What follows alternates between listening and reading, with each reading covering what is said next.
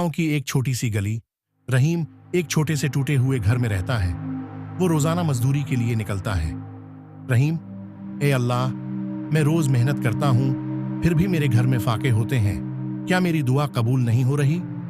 दरवीश बाबा, बेटा, अल्लाह हर चीज का वक्त मुकर्रर करता है। जो सब्र करता है वही असल कामयाब होता है। रहीम, मगर बाबा, मेरी मेहनत का सिला मुझे अभी क्यों नहीं मिलता? दरवीश बाबा, बेटा, अल्लाह तुम्हें आजमाइश में डालकर तुम्हारा सब्र आजमा रहा है।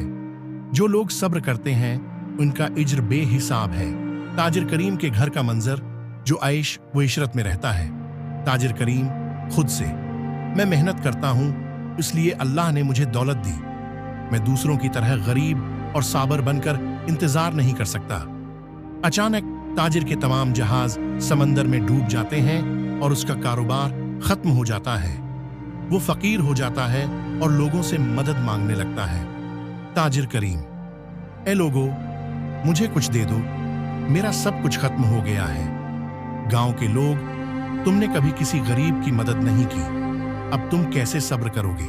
कुछ दिन बाद रहीम को एक रोजगार का अच्छा मौका मिलता है और वो कामयाब हो जाता है। रहीम, बाबा, मैंने सब्र किया और आज अल्लाह ने मुझे बेहतरीन रोजगार दे दिया।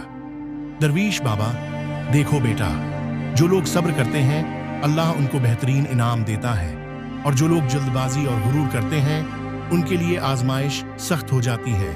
ताजिर करीम रोते हुए, काश मैंने भी सब्र किया होता और अल्लाह की नामतों पर गुरूर न किया होता। नतीजा, ये कहानी हमें सिखाती है कि सब्र करने वालों को अल्लाह बेहतरीन इनाम देता है, और जो गुरूर करते हैं वो नुकसान उठाते हैं।